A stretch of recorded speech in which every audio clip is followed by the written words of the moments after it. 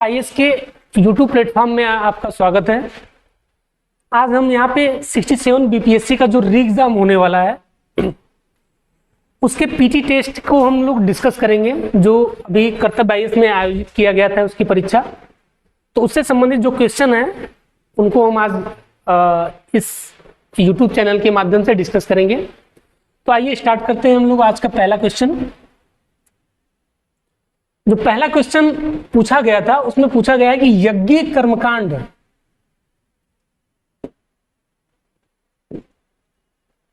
जो पहला क्वेश्चन है यज्ञ कर्मकांड का निरीक्षण, ये ध्यान रखिएगा, निरीक्षण निम्नलिखित में से किस पुरोहित का कार्य था। यहाँ पे 4 पुरोहितों के नाम दिए गए हैं। पहला है अर्ध्वर्यु, दूसरा है ब्रह्म या ब्रह्मा, तीसरा है होता और चौथा है आपका उद्गाता। तो इसमें से कौन सा सही है? ठीक, तो आप जानते हैं कि अर्ध्वर्यु जो पुरोहित था वो किस वेद से संबंधित है? तो यजुर्वेद से संबंधित है आपका। ठीक, यजुर्वेद में किन बातों का उल्लेख है? तो यज्ञ से संबंधित जो यज्ञ आयोजित किए जाते थे उससे संबंधित पूजा पाठ और अर्चना का इसमें जो है उल्लेख किया गया। किसमें? यजुर्वेद में। दूसरा है ब्रह्म, जो ब्रह्म पुरोहित था वैदिक काल में, वो किस वेद से संबंधित था? तो ब्रह्म पुरोहित आपके अथर्ववेद से संबंधित था। ठीक, अथर्ववेद में जिन चीजों का उल्लेख किया गया है इसमें जादू टोना तंत्र मंत्र इन सब चीजों का उल्लेख किया गया है। किसी को रोगों से कैसे बचाया जाए, ठीक है, तो इन सब चीजों का उल्लेख आपके अथर्ववेद में किया गया। और सबसे लोकप्रिय वेदों में जो पूछा जाए तो ऋग्वेद पे नहीं क्लिक करेंगे। सबसे लोकप्रिय वेद कौन सा था? तो अथर्ववेद था। अथर्ववेद क्या था? सबसे लोकप्रिय वेद। ठीक, सबसे लोकप्रिय वेद कौन सा था? अथर्ववेद था। होता किसका पुरोहित था? तो होता जो पुरोहित था वो आपके ऋग्वेद का पुरोहित था। ठीक,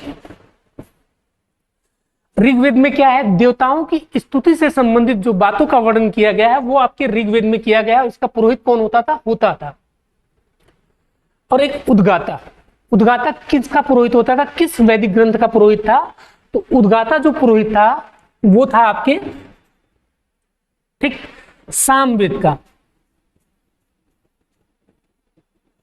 ठीक, तो सामवेद में जो यज्ञ प्रार्थनाएं की जाती थी, ठीक है, उसके गेय पदों का वर्णन किया गया है। किसमें? सामवेद में। ठीक, सामवेद में जो मंत्र लिए गए हैं या जो भी श्लोक इसमें इंक्लूडेड हैं 1500 से ऊपर हैं, उसमें से मैक्सिमम जो श्लोक हैं वो कहां से लिए गए? तो ऋग्वेद से लिए गए हैं।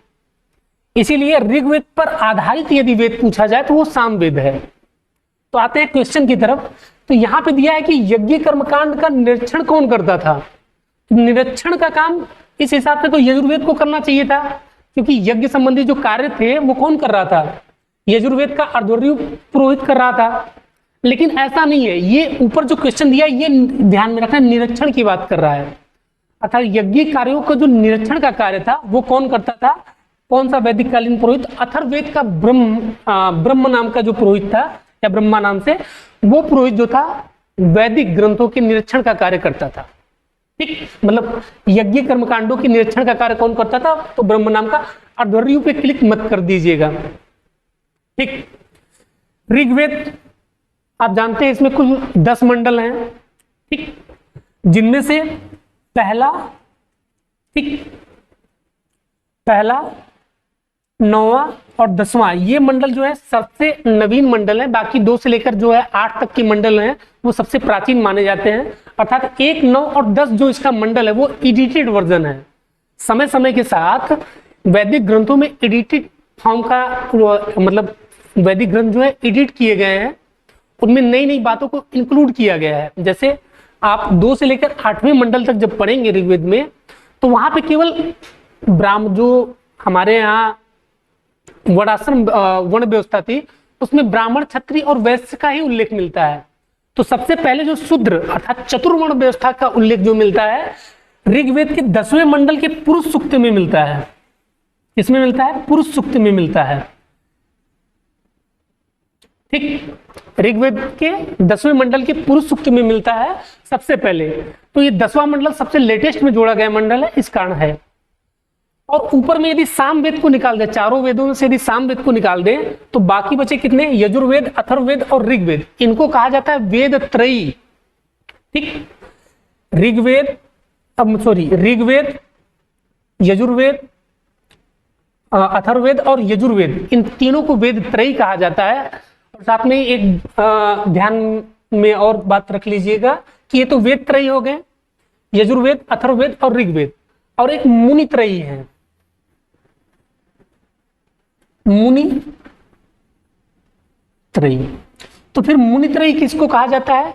तो इसमें 3 ऋषियों का उल्लेख है, एक पतंजलि है, एक पाणिनि और तीसरा है आपके कात्यायन। ठीक, पतंजलि,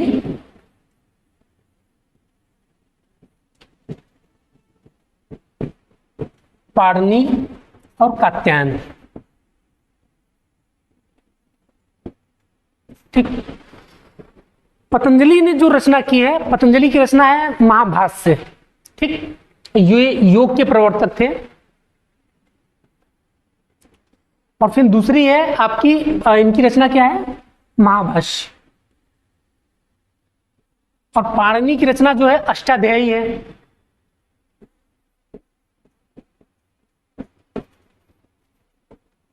ठीक, अष्टाध्यायी जो है संस्कृत को सबसे पहले व्याकरणबद्ध करने का कार्य किसने किया था? तो पाणिनि महोदय ने किया था।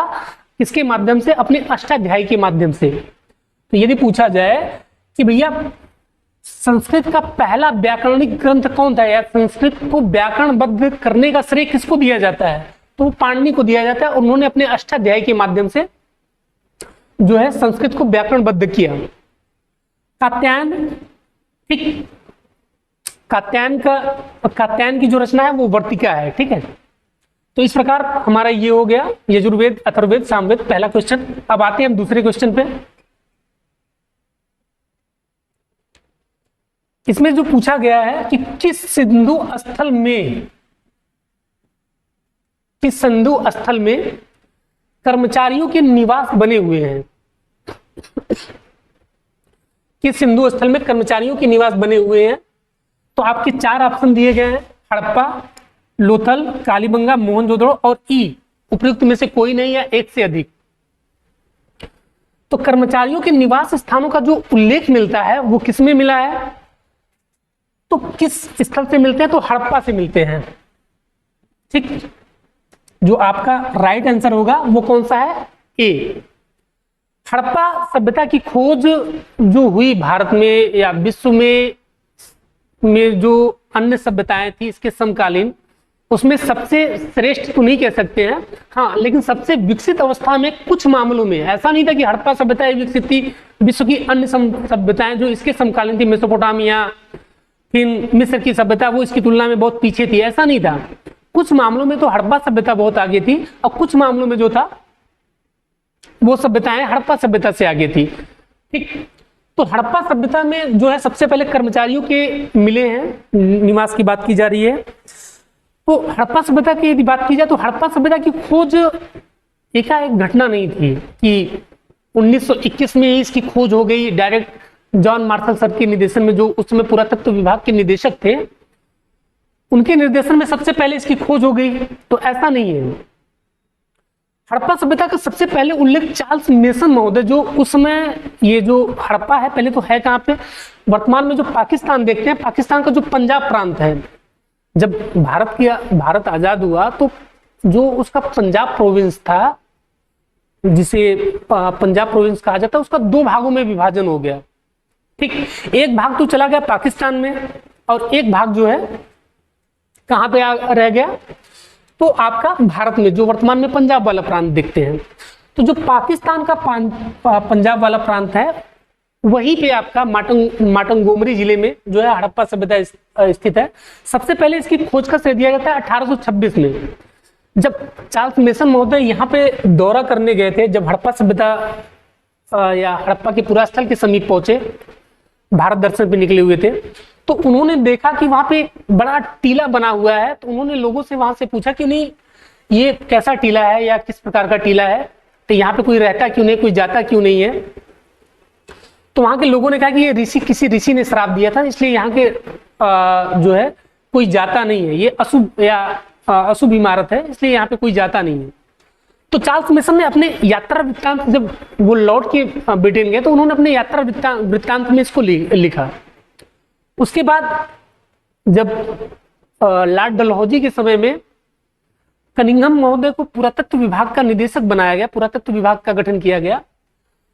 कनिंघम महोदय ने हड़प्पा सभ्यता के बारे में उन्होंने भी सुन रखा था, तो उन्होंने भी इस दिशा में बहुत ज्यादा बढ़ चढ़ के कार्य नहीं किया, उन्होंने भी इस बात को सुना, उन्होंने इस पर बहुत ज्यादा अनुसंधान कार्य किया।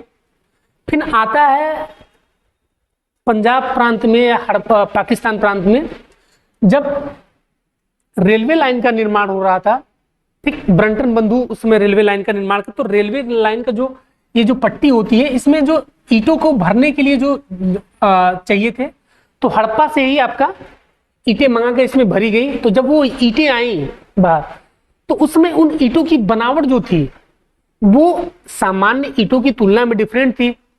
तो ब्रंटन महोदय ने जो उस समय खुदाई हड़प्पा वाले स्थल से ईंटों को लेकर हो रही थी उसको रुकवा दिया, कहें कि रोके रहिए, और उसकी खुदाई को रुकवा दिया। और उन्होंने इन जो ईंटों का अध्ययन किया, और बहुत ज्यादा उस समय भी ध्यान नहीं दिया गया। सबसे ज्यादा परिवर्तन जो आया हड़प्पा सभ्यता में, हड़प्पा सभ्यता की खोज को लेकर सब जब पुरातत्व विभाग के निदेशक बने सर जॉन मार्शल, तो उन्हीं के निर्देशन में 1921 में 1921 में दयाराम साहनी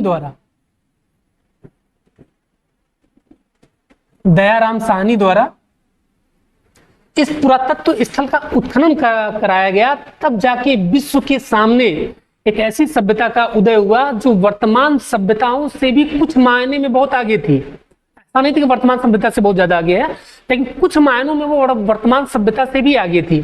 तो आइए इसके पीटी फैक्ट को देख लेते हैं, क्या क्या जो इंपॉर्टेंट है इसमें। तो 1921 में दयाराम साहनी ने खोज की, और जो क्वेश्चन इससे बनते हैं ये पूछा जाता है कि भैया किस नदी के किनारे स्थित है, ठीक, तो रावी नदी के किनारे स्थित है।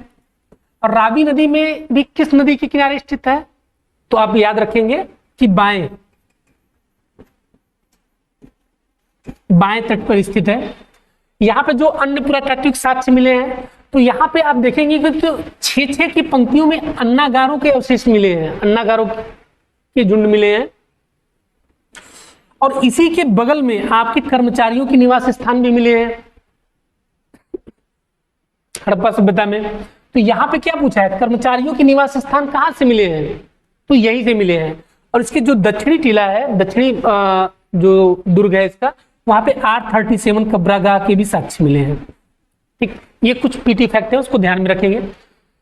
तो पहला हमारा इसका सही स्थल है, सही है, वो हड़प्पा है। लोथल की बात की जाए तो लोथल का उत्खनन कार्य किसने किया था, ठीक, लोथल का जो उत्खनन कार्य था वो SR राव ने किया है, ठीक। किसने किया है,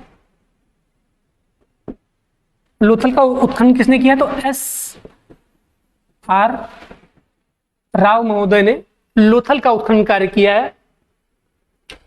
लोथल से जो साक्ष्य मिले हैं हमें, ये लोथल है कहां पे, तो गुजरात में अहमदाबाद जो जिला है उसी के पास में स्थित है ये लोथल स्थल। यहां से गोदीबाड़ा के साक्ष्य मिले हैं। पहला लिख लीजिए गोदीबाड़ा, जो सबसे फेमस है, अर्थात यहां से जो है व्यापार अंतरराष्ट्रीय स्तर पर होता था। दूसरा जो सबसे प्रमुख है यहाँ पे, क्योंकि विदेशी व्यापार होता था, तो जो फारस, वर्तमान में ईरान को फारस कहा जाता है, उस समय कहा जाता था, तो फारस के साथ जो व्यापार होते, तो फारस की मुद्राओं के साक्ष्य भी यहीं से मिले हैं, ठीक। फारस की मुद्रा मिली है, ठीक। 3 युग्मित समाधियां मिली हैं, .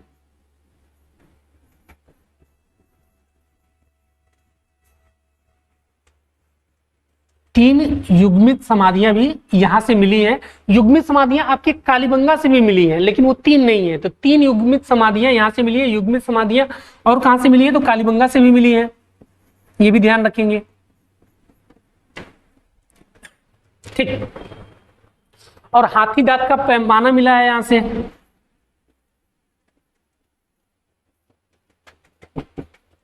ठीक, मनके बनाने के साक्ष्य मिले हैं। रंगाई कुंड मिला है यहां से। मनका आपके चन्नूदड़ों से भी मिला है, जो पाकिस्तान में वर्तमान में स्थित है, तो यहां से भी मिला है। ठीक है, कालीबंगा की बात की जाए तो इसकी खोज किसने की थी? और लोथल किस नदी के किनारे है? ये ध्यान रखिएगा, लोथल जो है भोगवा नदी के किनारे है। ठीक, कालीबंगा की बात की जाए, कालीबंगा का उत्खनन किसने किया था? तो कालीबंगा का जो उत्खनन कार्य था वो किसने किया है? तो अमलानंद घोष ने किया है। अमलानंद घोष ने किया है। किस नदी के किनारे स्थित है ये? ठीक, किस नदी के किनारे स्थित है? तो ये आपका स्थित है घग्गर नदी के किनारे। तो घग्गर नदी के किनारे कौन स्थित है? आपका कालीबंगा स्थित है। फिर मोहनजोदड़ो, इसकी जो प्रमुख विशेषताएं हैं यहां पे ध्यान रखिएगा। तो जुटे हुए खेत सभी जानते हैं कि जुटे हुए खेत के साथ से कहां से मिले? तो कालीबंगा से मिले हैं। ठीक, युग्मित समाधियां आपके युग्मित युग्मित मतलब समझ रहे हैं कि स्त्री पुरुष को साथ में दफनाए जाने के साथ, मतलब स्त्री पुरुष को साथ में दफनाया जाना। तो युग्मित समाधियां आपके कालीबंगा से भी मिली हैं। यहाँ ऊंट के दांत के साथ मिले, राजस्थान वाला क्षेत्र था तो ऊंट के दांत मिलना तो स्वाभाविक ही है। जुड़े हुए खेत के साथ मिले हैं। ठीक, और फिर आते हैं लास्ट ऑप्शन आपका मोहनजोदड़ो। तो मोहनजोदड़ो की खोज किसने की थी? तो 1922 में इसकी खोज की गई थी राखलदास बनर्जी द्वारा। उस समय जान मार्शल के निर्देशन में सबसे पहले दयाराम साहनी ने हड़प्पा सभ्यता की खोज की, फिर उसके बाद मोहनजोदड़ो ने। हड़प्पा और मोहनजोदड़ो को एक दूसरे की जुड़वी राजधानियां किसने कहा था? किस विद्वान ने कहा था? यह भी क्वेश्चन बना है, तो वो पिग्गट महोदय ने कहा था, ये ध्यान रखिएगा। मोहनजोदड़ो की बात की जाए तो मोहनजोदड़ो का जो उत्खनन कार्य था वो किसने किया है? तो राखलदास बनर्जी ने किया है।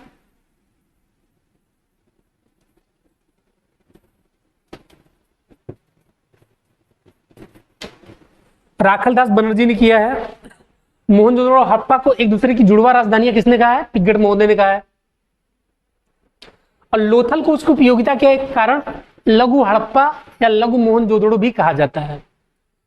मोहनजोदड़ो को सिंध वर्तमान में जो पंजाब की प्रोविंस है, सिंध प्रांत, उसमें स्थित है ये। तो इसे सिंध का बाग कहा जाता है, सिंध का नकलिस्तान कहा जाता है। अर्थात इसकी उपजाऊपन के कारण इसको जो है सिंध का बाग या सिंध का नकलिस्तान कहा जाता है। किसको? मोहनजोदड़ो को। मोहनजोदड़ो को मृतकों का टीला कहा जाता है, इसका शाब्दिक अर्थ होता है।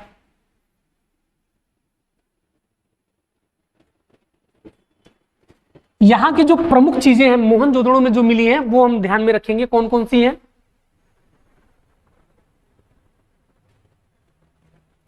मोहनजोदड़ो से हमें जो चीजें मिली हैं,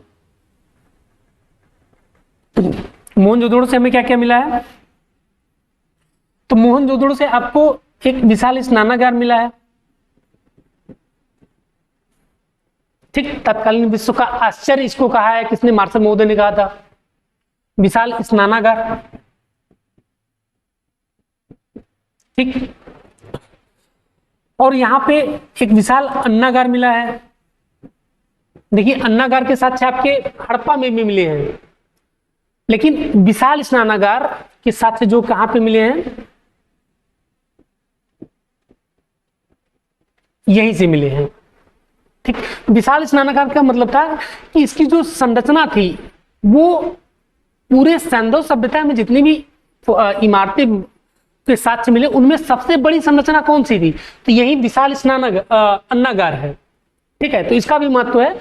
और ये जो हड़प्पा सभ्यता में आपके अन्नागार जो 6-6 की पंक्तियों में मिले थे उसका भी महत्व है। ठीक है, लेकिन इसको याद रखिएगा, विशाल अन्नागार के साथ मिले या सैंधव सभ्यता का सबसे बड़ी संरचना कौन सी? तो आप बताएंगे विशाल अन्नागार।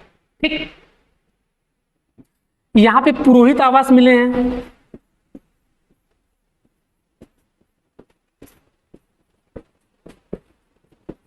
पुरोहित आवास के भी साक्ष्य आपके जो है मोहनजोदड़ो से मिले हैं। ठीक है, तो ये हमारा हो गया कि जो सिंधु सभ्यता से रिलेटेड जो भी थोड़े बहुत तरह से क्वेश्चन हो सकते थे, ये दूसरा क्वेश्चन हमने डिस्कस कर लिया। अब आते हैं तीसरा क्वेश्चन जो पूछा गया है। ठीक, निम्नलिखित राज्यों में से किसने जो है शीशे के सिक्के चलाए? निम्नलिखित राज्यों में से किसने जो था शीशे के सिक्के चलाए, उसकी बात की जा रही है। तो 5 ऑप्शन दिए गए हैं। कौन? पहला है मौर्य, दूसरा है नंद, तीसरा है सातवाहन और चौथा है आपका गुप्त। ठीक, तो किसने चलाए हैं शीशे के सिक्के? ये एक बार यूपी पीसीएस में भी ये क्वेश्चन पूछा जा चुका है। तो ध्यान रखिएगा, जो चलाए हैं शीशे के सिक्के वो आपके सातवाहनों ने चलाए हैं। किसने चलाया है? तो सातवाहनों द्वारा सर्वप्रथम जो है भारत में शीशे के सिक्के चलाए गए। शीशे और प्रोटीन, ये 2 चीजों के सिक्के जो था सातवाहनों ने चलाए थे।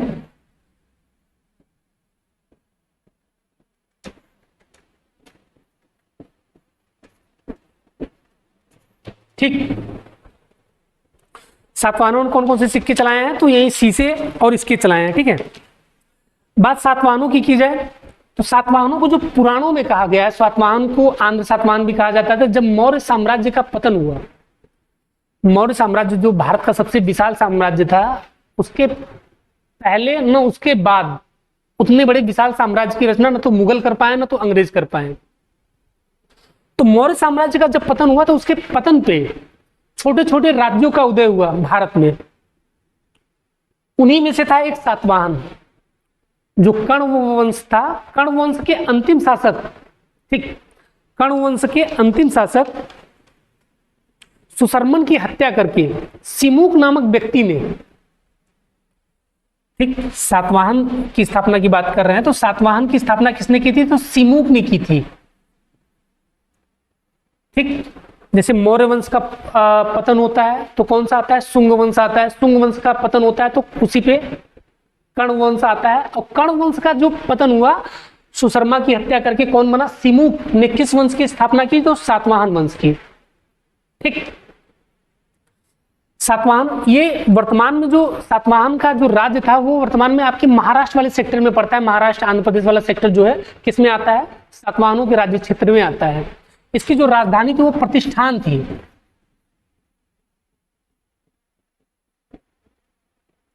ठीक, इसकी जो राजधानी कौन सी थी? प्रतिष्ठान थी। ठीक है, इसने जो था, ठीक, जो थे सिक्के जारी किए तो शीशे और प्रोटीन के सिक्के जारी किए थे। इसके प्रमुख शासकों में देखेंगे तो सातकर्णी प्रथम, हाल और गौतमी पूर्ण पुत्र सातकर्णी, ये 3 प्रमुख हैं। कौन कौन से हैं? तो सातकर्णी प्रथम, जल्दी जल्दी देख लीजिए, सातकर्णी प्रथम। ठीक, दूसरा जो है सातकर्णी प्रथम की पत्नी, इसकी मृत्यु के बाद इसकी पत्नी ने जो था नाना घाट अभिलेख, इसकी पत्नी थी नागमती, उसने जो है, ठीक, नागनिका थी, उसने जो था कौन सा अभिलेख जो है खुदवाया अपने पति सातकर्णी प्रथम की स्मृति में? तो उसने खुलवाया था नाना घाट अभिलेख। ठीक, सातकर्णी प्रथम की पत्नी ने, नागनिका ने। इसके बाद एक प्रमुख शासक था हाल, जो काफी कलाप्रिय और काफी विद्वान टाइप का आदमी था। इसने जो अपनी रचना की है वो ध्यान में रखेंगे, गाथा सप्तशती नाम से।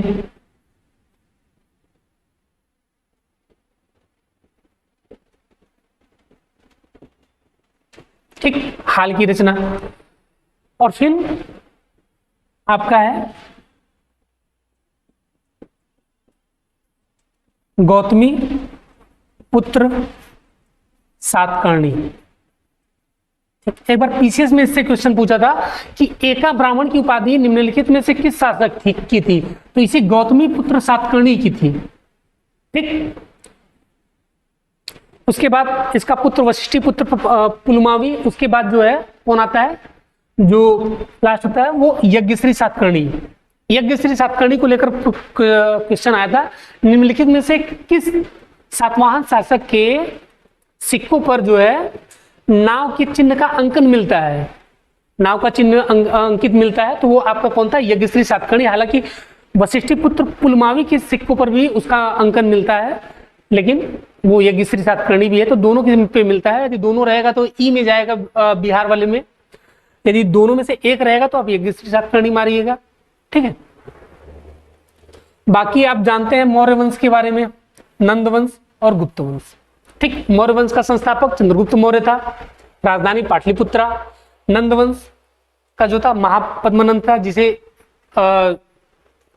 सर्वछत्रांतरक, परशुराम, ये सब उपाधियां थी इसकी। और गुप्त साम्राज्य का जो है श्रीगुप्त। ठीक, आते हैं चौथे क्वेश्चन पे। गो हत्या निषिद्ध करने वाले जैन उल आबदीन कहां का शासक था? ठीक, गो हत्या को निषिद्ध करने वाला जैन उल आबदीन कहां का शासक था? ठीक, आपके ऑप्शन है बंगाल, गुजरात, मालवा, कश्मीर और उपयुक्त में से कोई नहीं या उपयुक्त में से एक से अधिक। तो जैन उल आबदीन ये जो था आपका कहां का शासक था? तो कश्मीर का शासक था। ठीक, देखिए होता क्या है कि मंगोलों का आक्रमण तो आप जानते हैं इल्तुतमिश के समय से प्रारंभ हो गया था। ठीक, और लगभग मंगोलों ने जो सिकंदर से भी बड़े साम्राज्य का निर्माण किया था, जितनी बड़ी साम्राज्य का विस्तार, लगभग पूरा एशिया और यूरोप के कुछ सेक्टर को भी उन्होंने अपने कब्जे में ले लिया था, तो विशाल साम्राज्य था। तो भारत में जो दिल्ली सल्तनत के अंतर्गत क्षेत्र थे वो तो आपके सेफ रहे, मंगोल आक्रमण से वो तो बचे रहे, लेकिन कश्मीर में 1320 ईस्वी के करीब जब मंगोलों का आक्रमण हुआ तो यहाँ का जो अंतिम हिंदू वंश था उसका पतन हो गया। अंतिम हिंदू वंश के पतन के बाद यहाँ पे जो मुस्लिम, मंगोलों के आक्रमण के बाद जो सत्ता स्थापित हुई वो मुसलमान शासकों की स्थापित हुई, मुस्लिम शासकों की स्थापित हुई। उसमें जो था सामीर वंश, कौन सा था?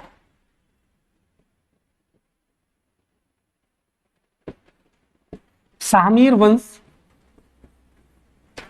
ठीक, सामीर वंश की स्थापना हुई और इसी सामीर वंश के अंतर्गत जो थे आपके,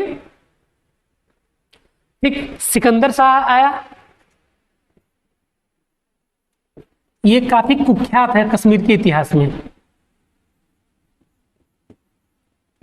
ठीक, ये काफी धर्मांध टाइप का शासक था। इसने हिंदुओं को और वहां के जो अन्य गैर मुस्लिम समुदाय थे उनको काफी प्रताड़ित किया, अपने राज्य क्षेत्र में उनकी हत्या करवाना, उनके मंदिरों को तोड़वा देना, तो ये सब कार्य किए। इसलिए इसको जो है उपाधि मिली थी बुत सिकन की, सिकंदर शाह को।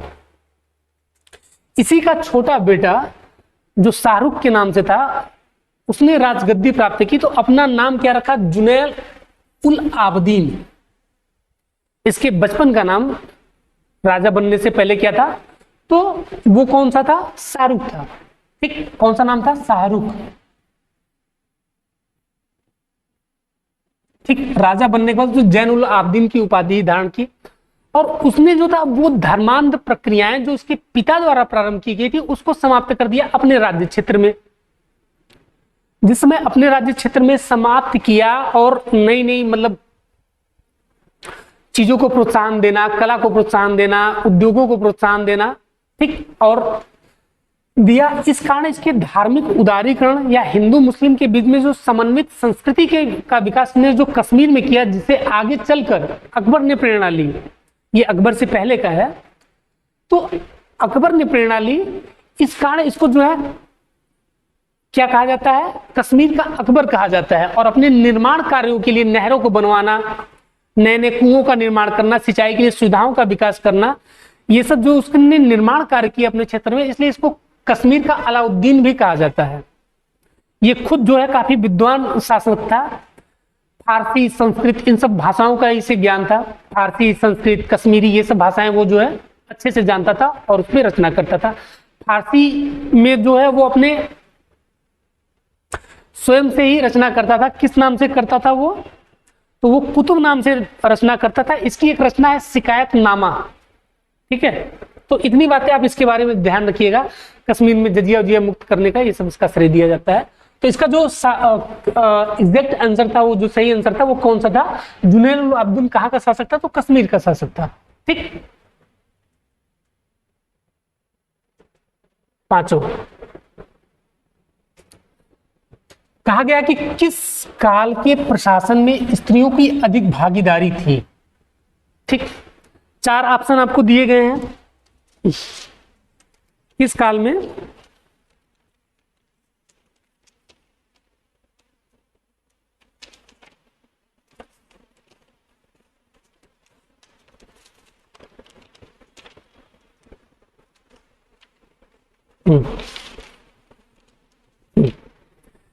क्या है क्वेश्चन आपका पांचवा कि किस काल में प्रशासन में स्त्रियों को अधिक भागीदारी दी गई?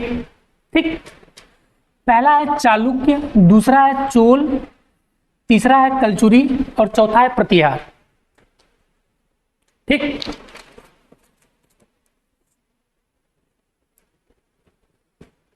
तो पहला है चालुक्य, दूसरा है चोल, तीसरा है कलचुरी और चौथा है प्रतिहार। इसमें जो था चालुक्य, जो आपका राइट आंसर है वो चालुक्य है। आप जानते हैं जो चालुक्य थे वो 4 वंशावलियां चालुक्यों की मिलती। चालुक्य नाम से 4 वंशों ने भारत में शासन किया था समय समय पर। एक है आपका वेगी के चालुक्य,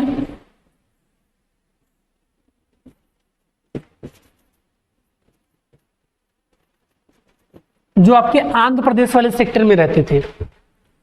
दूसरा है आपके वातापी या बादामी के चालुक्य। ठीक, वातापी या बादामी के चालुक्य। तीसरा है आपका कल्याणी के चालुक्य। ठीक,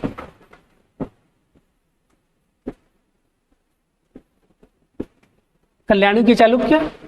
और फिर चौथा है आपका ये गुजरात वाले सेक्टर में जो स्टेब्लिश हुआ था, वो कौन सा था आपका? गुजरात वाले सेक्टर में जो चालुक्य वंश स्थापित हुआ था वो कौन सा था गुजरात वाले सेक्टर में?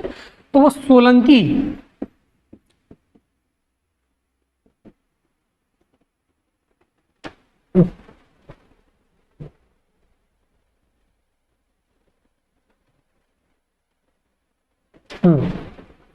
तो गुजरात वाले सेक्टर में जो था, गुजरात वाले सेक्टर में जो था सोलंकी या चालुक्य, सोलंकी। ठीक, सोलंकी या चालुक्य वंश।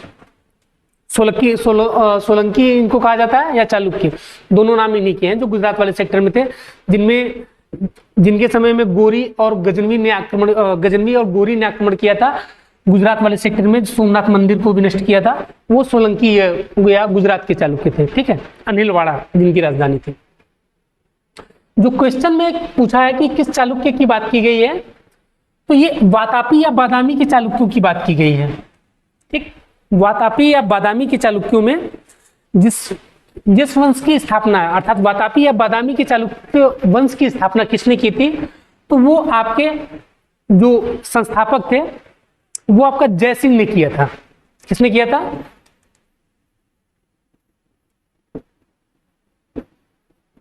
जयसिंह ने किया था। और इसी वंश का सबसे प्रतापी शासक हुआ पुलकेशिन द्वितीय।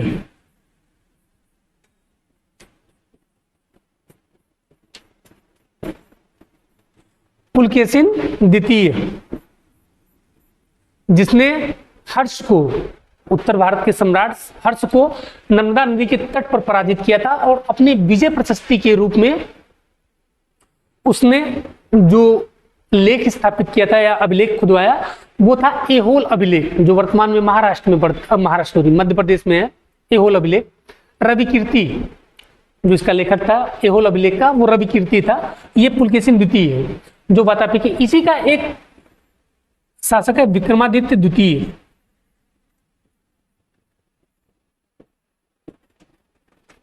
ठीक, विक्रमादित्य द्वितीय है। ठीक है, जिसकी 2 पत्नियां थी, एक लोक महिषी ठीक है, एक लोक महिषी और एक त्रिलोक की देवी, इन्होंने अपने अपने क्षेत्रों में मंदिरों को स्थापित किया था, जो इस बात का सूचक था कि इस राजवंश में स्त्रियां जो है पुरुषों के अधीन उतनी नहीं थी, कुछ स्वायत्तता थी। आप उत्तर भारत में किसी भी रानी या महारानी को नहीं देखेंगे कि उन्होंने जो थी मंदिरों को स्थापना की। ठीक है, सातवाहनों में आप देखेंगे कि कुछ था, लेकिन सातवाहन ऑप्शन में है नहीं। तो यहाँ पे चालुक्य है, तो चालुक्य में जो विक्रमादित्य की दो पत्नियां थी, विक्रमादित्य द्वितीय की, कौन कौन सी थी? लोक महादेवी और त्रिलोक्य देवी। ठीक, लोक महादेवी और त्रिलोक्य देवी, इन्होंने अपने अपने सेक्टरों में, अपने क्षेत्र में दो मंदिरों का निर्माण करवाया था, जिसमें से एक मंदिर का नाम था, लोक महादेवी ने जो निर्माण करवाया वो विरूपाक्ष मंदिर था। ठीक है, जबकि दूसरा त्रिलोक देवी द्वारा जो निर्मित मंदिर था वो त्रिलोकेश्वर मंदिर था, जो निर्माण करवाया था। इस आधार पे जो है सबसे सटीक आंसर आपका वो चालुक्य पड़ता है। बाकी अन्य सोलंकी, वातापी या बादामी के चालुक्यों या कल्याणी के चालुक्यों में उतना जानने की जरूरत नहीं है। याद रखिएगा, वातापी के चालुक्यों ने सबसे पहले इसकी जो है क्या किया था? स्थापना किया था। ठीक है, तो मतलब ये स्त्रियों की स्थिति काफी अच्छी थी।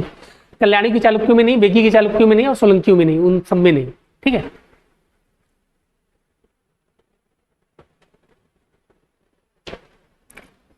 ये है कि निम्नलिखित, छठा क्वेश्चन, निम्नलिखित में से किस शासक ने शिक्षा में व्यावसायिक पाठ्यक्रम को लागू किया? शिक्षा में व्यावसायिक पाठ्यक्रम को लागू किया। तो पहला है आपका ऑप्शन बलबन, दूसरा ऑप्शन है आपका अलाउद्दीन, तीसरा है फिरोज शाह तुगलक और चौथा है आपका मोहम्मद बिन तुगलक, और जो है पांचवा है उपयुक्त में से कोई नहीं है, एक से अधिक। ठीक, तो इसमें जो है क्या कहा है कि शिक्षा में व्यावसायिक पाठ्यक्रम की बात कर रहा है। शिक्षा में व्यावसायिक पाठ्यक्रम किसने स्थापित किया था? ठीक, तो वो आपका फिरोज शाह तुगलक है। शिक्षा में व्यावसायिक पाठ्यक्रम की शुरुआत करने वाला कौन सा शासक है? तो फिरोज शाह तुगलक, ये ध्यान रखेंगे। तो फिरोज शाह तुगलक के बारे में जान लेते हैं कि ये जो इतिहास में कुछ शासक हुए जिनका दो दो बार राज्याभिषेक हो, जैसे फिरोज शाह तुगलक हो गया, क्योंकि ये जब मोहम्मद बिन तुगलक की मृत्यु होती है तो इस समय वो सिंध वाले क्षेत्र में विद्रोह को दबाने गया था, उसी समय जो है इसकी मृत्यु हो जाती है मोहम्मद बिन तुगलक की। अब मोहम्मद बिन तुगलक का ही चचेरा भाई था फिरोज शाह तुगलक। समस्या क्या थी कि राजगद्दी को खाली रखना शासक के अभाव में वो घातक सिद्ध होता, क्योंकि जो अन्य महत्वाकांक्षी राज्य थे या शत्रु राज्य थे वो अटैक कर सकते थे उस पर। तो ऐसे में फिरोज शाह तुगलक को सिंध वाले क्षेत्र में ही उसका शासक नियुक्त कर दिया गया, दिल्ली का। तो एक तो सिंध में उसका जो है राज्याभिषेक हुआ, और दूसरा जब वो दिल्ली पहुंचता है तो दिल्ली में भी उसका राज्याभिषेक किया गया। तो इसमें जो है आपका कौन सा शासक जिसका दो बार दिल्ली सल्तनत में पूछे तो आपका फिरोज शाह तुगलक है। ठीक है, तो ये, और फिरोज शाह तुगलक के द्वारा जो प्रमुख कार्य किए गए, इसने जो है PWD अर्थात लोक निर्माण विभाग, इसके अंतर्गत 300 इमारतों का निर्माण करवाया, यहाँ तक कि कुतुब मीनार का भी पुनर्निर्माण करवाया। तो कला प्रेमी स्थापत्य कला के क्षेत्र में फिरोज शाह तुगलक का एक प्रमुख योगदान रहा है। तो लोक निर्माण विभाग की स्थापना किसने की? फिरोज शाह तुगलक ने की।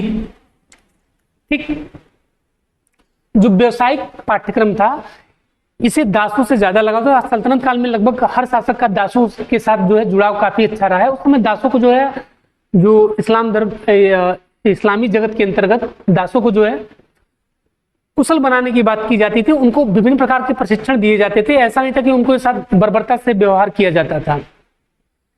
तो जो फिरोज शाह तुगलक था इसने भी अपने दासों से, इसका सल्तनत काल में सबसे ज्यादा लगाव किसी शासक का रहा है तो फिरोज शाह तुगलक का था। और दासों की सर्वाधिक संख्या किस शासक के शासनकाल में रही है? तो फिरोज शाह तुगलक के शासनकाल में रही है। ठीक, फिरोज शाह तुगलक के शासनकाल में रही दासों की सर्वाधिक संख्या। तो दासों के लिए एक विभाग बनाया जो दासों के रख रखाव, उनकी जरूरतों को पूरा करवाता था, वो था दीवाने बंदगान।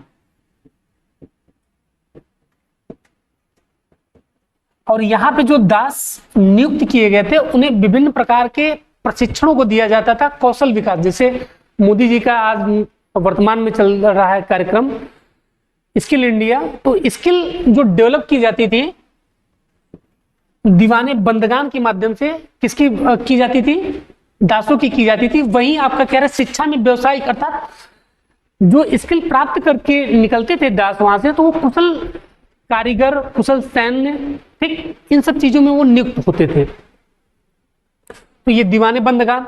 और तीसरा इसने जो महत्वपूर्ण कार्य किया, एक जो अविवाहित महिलाएं थी या तो फिर जो विधवा मुसलमान स्त्रियां थी या जो गरीब मुसलमान स्त्रियां थी, उनके लिए उसने एक दीवाने खैरात नामक एक विभाग का निर्माण किया। इस खैरात विभाग के अंतर्गत जो मुस्लिम महिलाएं थी उनकी शादी करवाना, उनकी जरूरत पड़ने पर उनको आर्थिक मदद पहुंचाना, ये दीवाने खैरात, दीवाने खैरात, ठीक।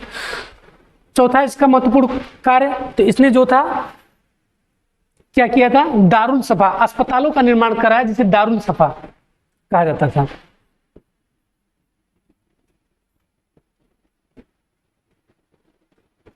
ठीक, दारुल सफा हो गया। इसने 300 से अधिक नगरों का निर्माण कराया, जिसमें जौनपुर हो गया, आपका हिसार हो गया, फिरोजाबाद हो गया, ठीक, ऐसे नगरों का निर्माण कर। जौनपुर नगर का निर्माण जो था अपने भाई मोहम्मद बिन तुगलक, जिसका मूल नाम जौना खा था, उसकी स्मृति में इसने जो था जौनपुर नगर की स्थापना की थी। ठीक है, फिरोज शाह तुगलक से संबंधित ये सब बातें ध्यान रखिएगा। और ये ध्यान रखिएगा कि जो ब्राह्मणों पर सबसे पहले जजिया कर लगाया था वो किसने लगाया था, तो फिरोज शाह तुगलक ने लगाया था। ठीक, बाकी बलबन आप जानते हैं कि इसने जो था क्या कहते हैं, दीवाने अर्ज विभाग, ये सैन्य विभाग था, इसका गठन किया था इसने, क्योंकि मंगोल आक्रमण का खतरा उस समय ज्यादा बढ़ रहा था। तो मंगोल आक्रमण के खतरे से निपटने के लिए जो बलबन ने दीवाने अर्ज विभाग की स्थापना की थी। ठीक, और साथ में इसने जो अपने विरोधियों के लिए जो नीति अपनाई उसे कहा गया रक्त और लौह की नीति।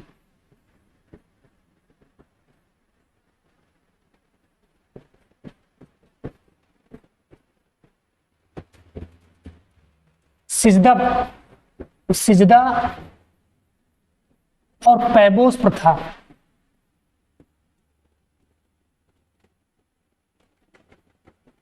तो इसने अपने दरबार में प्रारंभ किया। ये ईरान से प्रेरणा लेकर किया था इसने, सिजदा और पैबोस, फारस वाले दरबार से। ठीक, सिजदा मतलब सर झुकाना, पैबोस मतलब झुककर जो है चरण को चूमना। फिर बाकी मोहम्मद बिन तुगलक के बारे में जानते ही हैं कि मोहम्मद बिन तुगलक समय से बहुत ज्यादा आगे सोचता था। या तो इसके लिए समय उपयुक्त नहीं था या तो ये समय के लिए उपयुक्त नहीं था कि ज्यादा ही जो मध्यकालीन मुसलमान जितने शासक हुए या सल्तनत काल में, दिल्ली सल्तनत में, उसमें सर्वाधिक शिक्षित सुसभ्य मोहम्मद बिन तुगलक था। और इसने ही सर्वप्रथम सल्तनत काल में हिंदू मुस्लिम संस्कृति को एक में जोड़ने का प्रयास किया, जिसकी आगे चलकर नींव हम अकबर के समय में देखते हैं। ठीक, तो मोहम्मद बिन तुगलक जिसने कई सारे प्रयोग किए थे, जिसमें उसने सस्यावर्तन, ठीक, ये सब चीजें लाई थी, किसी में नई नई फसल पद्धतियों, लेकिन सारी योजनाएं इसकी असफल रही, क्योंकि इम्प्लीमेंटेशन, शिक्षित होना समझदार होने में दोनों में अंतर होता है। तो ये शिक्षित ज्यादा लेकिन समझदार उतना नहीं था। ठीक, इसलिए इसकी नीतियां जो थी जिस योजना से बनी उसी योजना से ध्वस्त भी हो जाती थी। ठीक, अब आते हैं 7वें क्वेश्चन पे। इसका जो सही आंसर था आपका फिरोज शाह तुगलक था। अब नेक्स्ट क्वेश्चन है कि जहांगीर के दरबार में पक्षियों का सबसे बड़ा चित्रकार कौन था? ठीक, जहांगीर के दरबार में पक्षियों का सबसे बड़ा चित्रकार कौन था? ठीक, जहांगीर के दरबार में पक्षियों का सबसे बड़ा चित्रकार कौन था? तो आपका मंसूर। ठीक, मंसूर जो था उसके समय में जहांगीर के दरबार में कौन था पक्षियों का सबसे बड़ा चित्रकार? मंसूर। बाकी अन्य 4 ऑप्शन देख लीजिए, बसावन, ख्वाजा अब्दुल समद, सैयद अली तबरीजी, उपरोक्त में से कोई नहीं है, एक से अधिक। जो बसामन और अब्दुल समद हैं ये अकबर के समकालीन चित्रकार थे। ठीक, एक बार बीपीएससी में यहां से क्वेश्चन भी पूछा है कि दासवंत और बसामन किसके दरबार के चित्रकार थे, तो ये अकबर के समय के हैं। एक लिख दीजिए दासवंत। ठीक, दासवंत और बसावन। देखिए मुगल चित्रकला की बात की जा रही है तो चित्रकला का स्वर्ण काल कहा जाता है जहांगीर का काल, क्योंकि चित्रकला सबसे चरमोत्कर्ष पर कहां पे पहुंची थी, तो जहांगीर की। स्वयं ये चित्र बहुत ज्यादा चित्र प्रेमी था। तो मुगल काल में जो चित्रकला की शुरुआत हुई, तो जब बाबर जब भारत पर आक्रमण करता है, भारत पर आक्रमण करने के दौरान जब वो भारतीय संस्कृति से परिचित होता है, उन्होंने भारतीय संस्कृति को देखा, तो इसको यहाँ की कला या चित्रकला में उतनी ज्यादा अच्छाई या अच्छी बातें नहीं दिखी। क्योंकि वो हमेशा युद्ध में व्यस्त रहा, तो बहुत ज्यादा चीजों का तो दौरा नहीं जो आसपास दिल्ली और अन्य क्षेत्रों में देखा, तो उसको यहाँ की चित्रकला में वो खासियत नहीं देखी जिसने उसने मध्य एशिया या पश्चिम एशिया वाले सेक्टर में देखी थी। तो वो स्वयं चाहता था कि अपने जीवन काल में भारत में भी वो चित्रकला के एक नवीन पद्धति शुरू करे, लेकिन उसका जीवन काल ही कम रहा। 26 से लेकर 30 में उसकी डेथ हो जाती है। 4 वर्ष वो भारत में रहा। 4 वर्ष में भी वो निरंतर युद्धों में ही व्यस्त रहा, तो उसे अन्य समय नहीं मिल पाया कि भारत में जो है कुछ अलग काम कर पाए चित्रकला को लेकर, स्थापत्य को लेकर, तो बहुत ज्यादा वो तो नहीं कर पाया। लेकिन उसके पुत्र हुमायूं जानते हैं कि 1940 से लेकर 55 तक वो निर्वासन का, जो 15 साल तक उसका निर्वासन का जीवन रहा, शेरशाह से पराजित होने के बाद जो उसका जीवन रहा वो निर्वासन का जीवन रहा। तो जिस समय वो अफगानिस्तान में प्रवास कर रहा था शेरशाह से पराजित होने के बाद, जब उस समय 40 से 45 में भारत में सूर्यवंश था और मुगल वंश लगभग समाप्त हो चुका था। ठीक, मुगल वंश का प्रतिनिधित्व करने वाला हुमायूं उस समय अफगानिस्तान में दर दर की ठोकरें खा रहा था। तो उसी समय वो बेहजाद के 2 शिष्यों, ठीक, जो 2 शिष्य थे मीर सैयद अली और ख्वाजा अब्दुल समद से मिलता है। उनको लेकर जब 1955 में वो भारत में आता है तो उनको लेकर आता है अपने साथ। और उसी के समय में सबसे पहले मुगल चित्रकला की नींव किसके समय में पड़ी, तो हुमायूं के समय में पड़ी। ठीक, जब वो अफगानिस्तान के प्रवास से 2 चित्रकारों को लेकर आया, ख्वाजा अब्दुल समद और मीर सैयद अली को, और इनके द्वारा जो पहला मुगल कला में जो चित्रित ग्रंथ था वो अमीर हसदा, ठीक है, उसका चित्रांकन किया गया। तो बात कर रहे हैं हम जहांगीर के दरबार। तो मुगल चित्रकला की नींव किसके समय में पड़ी, तो वो हुमायूं के समय में पड़ी। अकबर के समय में वो और उन्नति में जो 3 प्रमुख हमने देखा कि बसामन, अब्दुल समद और दासवंत, ये प्रमुख चित्रकार थे अकबर के समय के। बाकी जो उसने चरमोत्कर्ष को देखा मुगल काल में चित्रकला में, जैसे स्थापत्य कला में मुगल काल में चरमोत्कर्ष किसके समय में था, वो था आपका शाहजहां के समय में, ताजमहल जैसी इमारतों का निर्माण, लाल किले का निर्माण। वैसे ही चित्रकला का स्वर्णकाल आपका कौन सा था, तो जहांगीर का शासनकाल था। इसके समय में 2 प्रमुख चित्रकार थे, एक उस्ताद मंसूर और एक अबुल हसन। एक मंसूर साहब हो गए, एक अबुल हसन।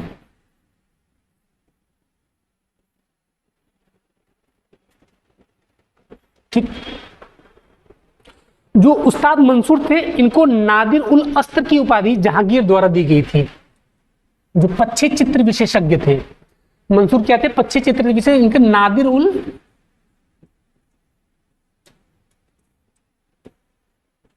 अस्त्र की उपाधि किसने दी थी, मंसूर ने दी थी। और अबुल हसन जो थे इनको जो था नादिर उल जमा,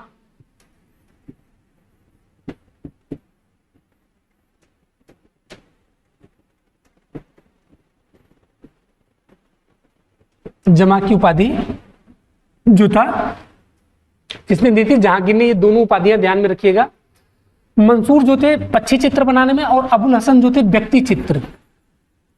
मजनू के द्वारा रेगिस्तान में घोड़े को लेकर भटकने का चित्र जो इनका सबसे ज्यादा फेमस रहा है, इन्होंने सारस का चित्र बनाया था, वो ज्यादा फेमस है मंसूर का। ठीक, तो ये आपका 7वां क्वेश्चन हो गया कि जहांगीर के दरबार में 25 लोग हैं तो मंसूर थे, जिनकी उपाधि क्या थी, नादिरुल अस्त्र। ठीक है, आगे चलते हैं। उस मुस्लिम विजेता का नाम बताइए जिसने अपने सिक्कों पर हिंदू देवी की आकृति अंकित कर रखी थी। ठीक, तो आपके 5 ऑप्शन दिए गए हैं। कुतुबुद्दीन ऐबक पहला, बाबर, मोहम्मद गोरी और महमूद गजनवी। तो इसमें जो सही ऑप्शन है आपका वो मोहम्मद गोरी है। मोहम्मद गोरी ने अपने जो सिक्के थे उस पे एक तरफ लक्ष्मी देवी की आकृति को अंकन करवाया था। ठीक, तो ये आपका मोहम्मद गोरी सही है। बाकी गजनवी ने जो है अपने सिक्कों पर एक तरफ कलमा और एक तरफ हिंद संस्कृत में जो था लेख का अंकन करवाया था, लेकिन उसने किसी देवी की आकृति नहीं अंकित करवाई थी। सर्वप्रथम हिंदू देवी की आकृति किसके सिक्कों में देखने को मिलती है, तो मोहम्मद गोरी के सिक्के में देखने को मिलती है। मोहम्मद गोरी के बारे में जानते हैं, 3 प्रमुख लड़ाइयां इसने भारत में लड़ी थी। एक तो तराइन का प्रथम युद्ध जिसमें वो पराजित हुआ 1191, तराइन का द्वितीय युद्ध, ठीक, तराइन का प्रथम, ठीक, तराइन का द्वितीय युद्ध, और फिर चंदावर का युद्ध जो जयचंद से लड़ा गया था, गढ़वाल वंशी शासक।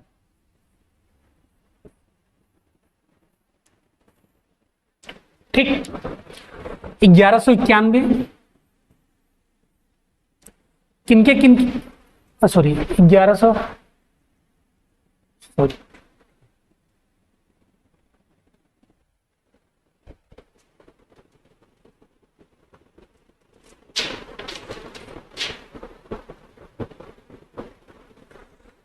तराइन का प्रथम युद्ध,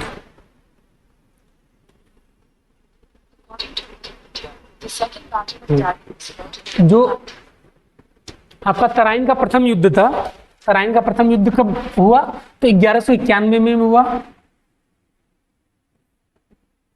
ठीक, दूसरा युद्ध आपका 1192 में हुआ। ठीक, ये जो दोनों युद्ध लड़े गए पृथ्वीराज तृतीय या राय पिथौरा से लड़े गए थे, मोहम्मद गोरी और किसके मध्य में, पृथ्वीराज तृतीय के साथ जो है युद्ध हुआ था, जो चौहान या चाहमान वंश से संबंधित थे, उनसे हुआ था। तो तराइन का प्रथम और द्वितीय युद्ध, जिसमें जो था प्रथम युद्ध में गोरी की पराजय होती है और द्वितीय युद्ध में जो था गोरी ने पृथ्वीराज को पराजित किया। ठीक, फिर चंदावर का युद्ध आपका 1194 में, जो गढ़वाल वंशी शासक और पृथ्वीराज के संबंधी जयचंद से हुआ 1194 में। ठीक, इन तीनों युद्धों को, हालांकि द्वितीय युद्ध के बाद दिल्ली में जो भारत में था मुस्लिम सत्ता का प्रवेश हो चुका था और चंदावर के युद्ध ने उसे और जो है पुष्ट कर दिया था, और उत्तर भारत वाले सेक्टर में अब मुस्लिम एक सबसे प्रमुख शक्ति के रूप में स्थापित हो गए थे चंदावर के युद्ध के दौरान। तो ये तीनों युद्ध काफी इंपॉर्टेंट रखते हैं इतिहास में। ठीक, अब भारत में मुस्लिम सत्ता की स्थापना। बाकी कुतुबुद्दीन ऐबक के बारे में आप जानते हैं कि इसने गुलाम वंश की स्थापना की थी। ठीक, और इसी के समय में कुतुब मीनार की नींव रखी गई। बाबर के बारे में जानते हैं कि इसने जो है मुगल सत्ता की स्थापना की थी और इसने कुल मिला के 4 युद्धों को लड़ा था। कौन कौन से इसके 4 युद्ध थे, 1526 से लेकर 30 के मध्य में। एक तो रहा पानीपत 1526, खानुआ राणा सांगा से लड़ा गया, ये इब्राहिम लोदी से लड़ा गया।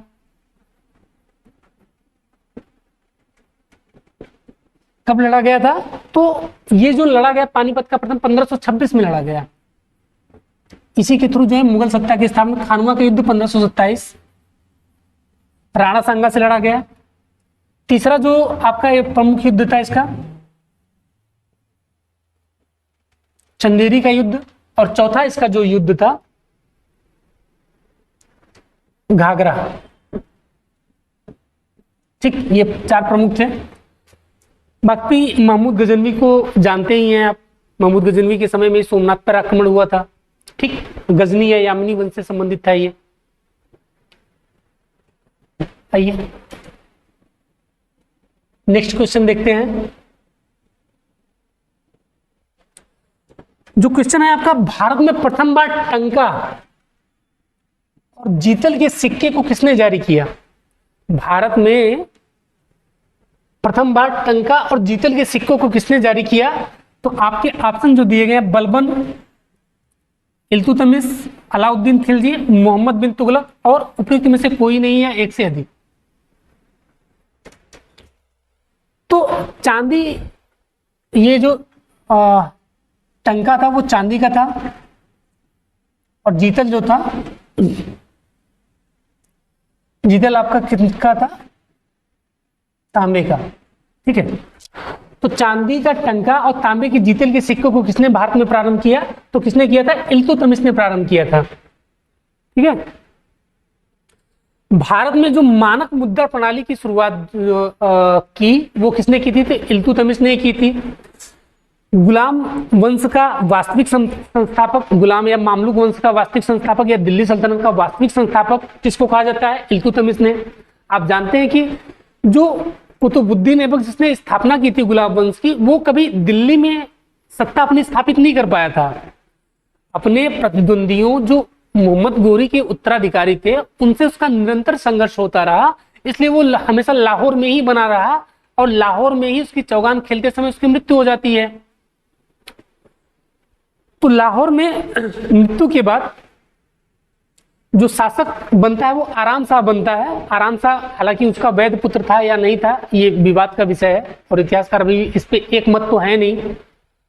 तो इल्तुतमिश ने आराम शाह को 1011 में जुद का युद्ध हुआ,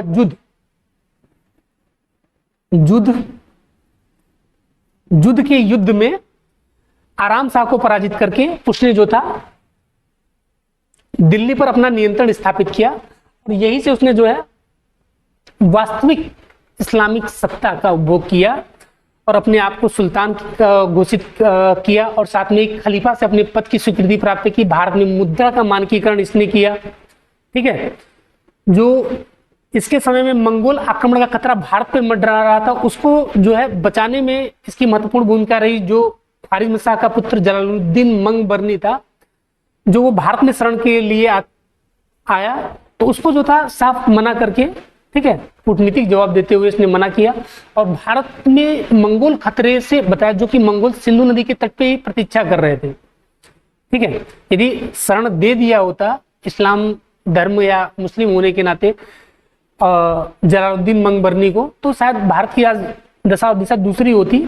तो इसकी प्रमुख उपलब्धियां रही हैं इल्तुतमिश की।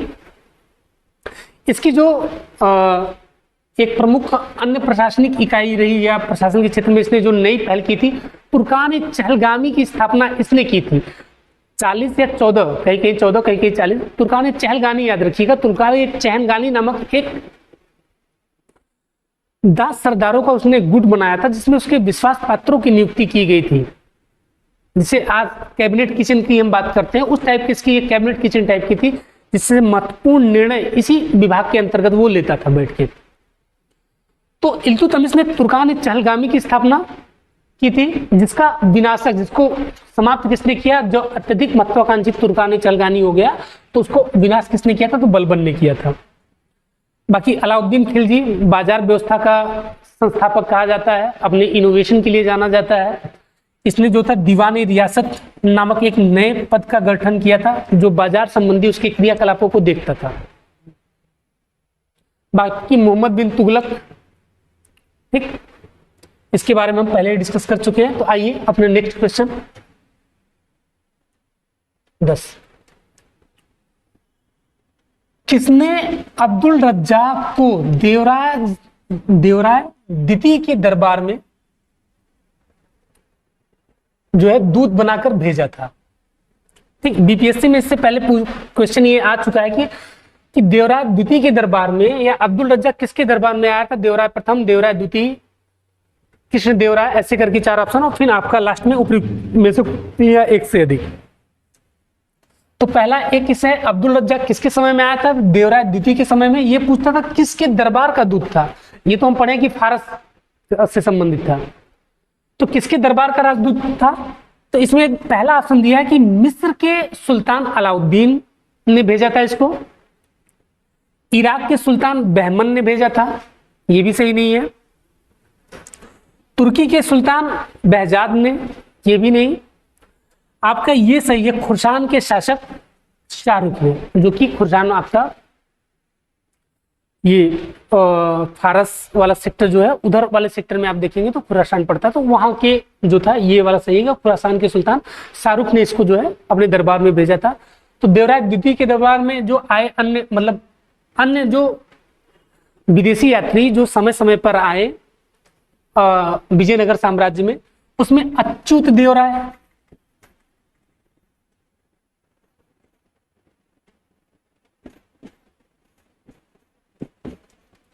अच्युत देवराय के समय में नूनीज आया, ठीक।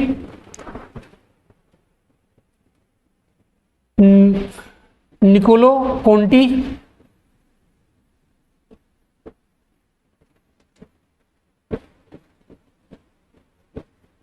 ये किसके दरबार में आया? Niccolo Conti. निकोलो कोंटी जो दरबार में आया, देवराय प्रथम के दरबार में आया,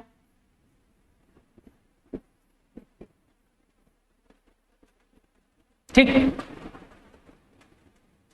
देवराय प्रथम के दरबार में निकोलो कोंटी आया। अच्युत देवराय जो है, अच्युत देवराय के दरबार में कौन सा आया था? नूनीज आया था। निकोलो कोंटी किसके दरबार में आया था? तो देवराय प्रथम के दरबार में आया। और डोमिंगो पायस बारबडोसा, ये जो थे कृष्ण देवराय के समय में पुर्तगाली यात्री थे जो आए। तो डोमिंगो पायस और बारबडोसा, ये जो दो थे, डोमिंगो पायस, यह ध्यान रखिएगा, यहां से क्वेश्चन बन जाते हैं। डोमिंगो पायस और बारबडोसा, ये पुर्तगाली थे जो किसके दरबार में आए थे? तो कृष्ण देवराय के दरबार में कहा जाता है, जिनको आंध्र भोज की उपाधि से जाना जाता है, अमुक्त माल्य जिनकी रचना है। तो ये सब ध्यान में रखेंगे। तो आज हमने 10 क्वेश्चन किया, नेक्स्ट हम नेक्स्ट क्लास में कर लेंगे। तब तक के लिए धन्यवाद, नमस्कार।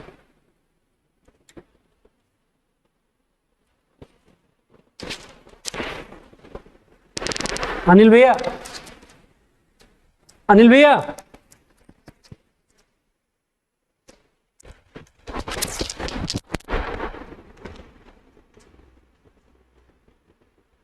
अनिल भैया,